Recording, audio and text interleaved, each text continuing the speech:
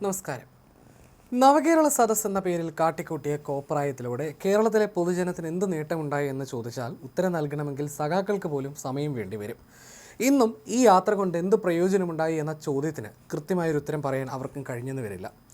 അന്ന് ആ ആഡംബര ബസ്സിലെ കേരള യാത്രയും അതിനെതിരായി പ്രതിഷേധിച്ച കോൺഗ്രസ് പ്രവർത്തകരെ അതിക്രൂരമായി മർദ്ദിച്ചതിന് ശേഷം രക്ഷാപ്രവർത്തനം എന്ന് പറഞ്ഞത് ഒരർത്ഥത്തിൽ ജനത്തിന് നേർക്കുള്ള കൊഞ്ഞനം കുത്തലായിരുന്നു. അതിനേതായാലും ജനം കൃത്യമായി തന്നെ മറുപടി നൽകി കഴിഞ്ഞു. സർക്കാർ മാറിയതോടെ ഒടുവിൽ ആ രക്ഷാപ്രവർത്തകർക്കും കാലം കാത്തുവെച്ച തിരിച്ചടി ലഭിക്കുകയാണ്. അന്ന് മുഖ്യമന്ത്രി രക്ഷാപ്രവർത്തനം എന്ന് വിളിച്ച് ന്യായീകരിച്ച ക്രൂരമായ മർദ്ദനത്തിന് നേതൃത്വം നൽകിയ ഗൺമാന്മാരെ സസ്പെൻഡ് ചെയ്യാനുള്ള നീക്കങ്ങൾ സജീവമായിരിക്കുകയാണ്. നിലവിലെ ആലപ്പുഴ MLA AD തോമസിനെ തെരുവിലിട്ട് തല്ലിയ കേസിൽ പുനരന്വേഷണം ആരംഭിക്കുന്നതോടെ ആഭ്യന്തര വകുപ്പിലെ ഈ ഗുണ്ടായിസം നടത്തിയവർ അഴിക്കുള്ളിലാകാൻ സാധ്യതയേറെയാണ്. മനോരമ ന്യൂസാണ് ഇത്തരമൊരു വാർത്ത പുറത്തുവിട്ടത്. ഗൺമാൻ അനിൽകുമാർ, സുരക്ഷാ ഉദ്യോഗസ്ഥൻ സന്ദീപ് എന്നിവർക്കാണ് കുരുക്കുമുറുകുന്നത്.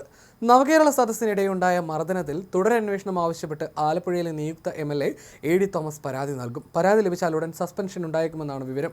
ഇരുവരെ മാറ്റി നിർത്തി അന്വേഷണം നടത്താനുള്ള തീരുമാനത്തിലേക്ക് കടക്കാനാണ് പോലീസിന്റെ നീക്കം. മർദ്ദനത്തിൽ വീഴ്ചയില്ലെന്നും അത് വെറും ഡ്യൂട്ടിയുടെ ഭാഗമാണെന്നും പറഞ്ഞ് പഴയ സർക്കാർ തയ്യാറാക്കിയ അന്വേഷണ റിപ്പോർട്ട് തള്ളണമെന്നാവശ്യപ്പെട്ട് AD തോമസ് പരാതി നൽകും. മർദ്ദനമേറ്റവരുടെ പ്രതീകമായിട്ടാണ് താൻ ആലപ്പുഴയിൽ മത്സരിച്ചതെന്നും പോലീസിന്റെ അതിക്രമത്തിനെതിരെയുള്ള ജനവിധിയാണിതെന്നും തോമസ് പ്രതികരിക്കുകയുണ്ടായി. അവരോട് വ്യക്തിപരമായി വിരോധമില്ല, കണ്ടാൽ ചായ കുടിക്കും, പക്ഷേ ചെയ്ത തെറ്റിന് ശിക്ഷ അനുഭവിക്കണം എന്നതാണ് തോമസിന്റെ നിലപാട്.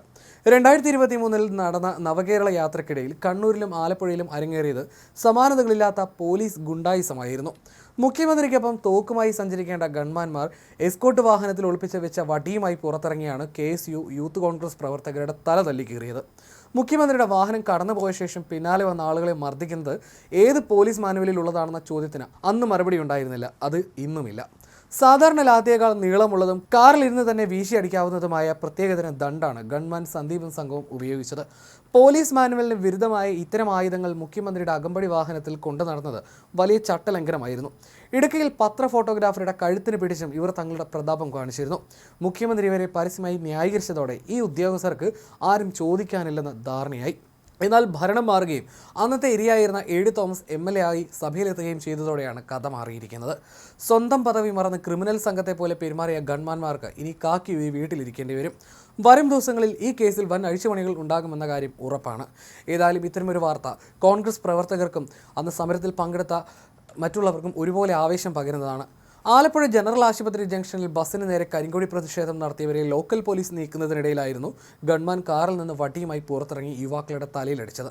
മുഖ്യമന്ത്രിയുടെ ബസ്സിനൊപ്പം സഞ്ചരിച്ച് സുരക്ഷയൊരുക്കേണ്ടയാൾ പിന്നിലുള്ള കാറിൽ നിന്നിറങ്ങിയാണ് അക്രമത്തിന് നേതൃത്വം നൽകിയത്. സന്ദീപ് ഉൾപ്പെടെ എസ്കോർട്ട് ഡ്യൂട്ടിയിലുള്ള പോലീസുകാരും മർദ്ദിക്കാൻ ഒപ്പം കൂടി. നേരത്തെ ഇതുമായി ബന്ധപ്പെട്ട് VD സതീശൻ പറഞ്ഞ വാക്കുകളും കോൺഗ്രസ് അണികൾക്ക് ആവേശം പകരുന്നതായിരുന്നു. നവകേരള സദസ്സിനിടയിലും മറ്റും UDF പ്രവർത്തകർക്കും യുവാക്കൾക്ക് നേരെ നടന്ന പോലീസ് അതിക്രമങ്ങളും മർദ്ദനങ്ങളും മറക്കില്ലെന്നായിരുന്നു അദ്ദേഹത്തിന്റെ പ്രഖ്യാപനം. മുമ്പ് ഭരണത്തിൽ വരുമ്പോൾ പലതും മറന്നു പോകുന്നതായിരുന്നുവെന്നും എന്നാൽ ഇത്തവണ തങ്ങളുടെ പ്രവർത്തകർ ചിന്തിയ ചോരയ്ക്ക് നീതി ഉറപ്പാക്കുമെന്നും അദ്ദേഹം പറഞ്ഞു. അതിനാൽ തന്നെ ഈ രക്ഷാപ്രവർത്തകർക്ക് പണി കിട്ടുമെന്ന വിശ്വാസം അണികൾക്ക് അന്ന് തന്നെ ഉണ്ടായിരുന്നു. അതേസമയം കേരളത്തിലെ ഭരണമാറ്റത്തിന് പിന്നാലെ പോലീസ് സേനയിലും വലിയ തരത്തിലുള്ള അഴിച്ചുപണികൾക്കും കളമൊരുങ്ങുകയാണെന്നാണ് റിപ്പോർട്ടുകൾ. മുഖ്യമന്ത്രി സ്ഥാനത്തേക്ക് ആരെത്തുമെന്നതിനെ ആശ്രയിച്ചായിരിക്കും പോലീസ് ആസ്ഥാനം മുതൽ ലോക്കൽ സ്റ്റേഷനുകൾ വരെ വിപുലമായ സ്ഥാനചലനങ്ങൾ സംഭവിക്കാനിടയാകുന്നത്. പുതിയ സർക്കാർ അധികാരമേൽക്കുന്നതോടെ ADGP മുതൽ SI റാങ്ക് വരെയുള്ള ഉദ്യോഗസ്ഥരുടെ കാര്യത്തിൽ സമഗ്രമായ മാറ്റമുണ്ടാകുമെന്നാണ് വിലയിരുത്തൽ. കസേരകൾ ഉറപ്പിക്കാനായിട്ടുള്ള തിരക്കിട്ട ചരടുവലികളും ഉദ്യോഗസ്ഥ തലത്തിൽ ഇപ്പോൾ സജീവമായി നടക്കുന്നുണ്ട്.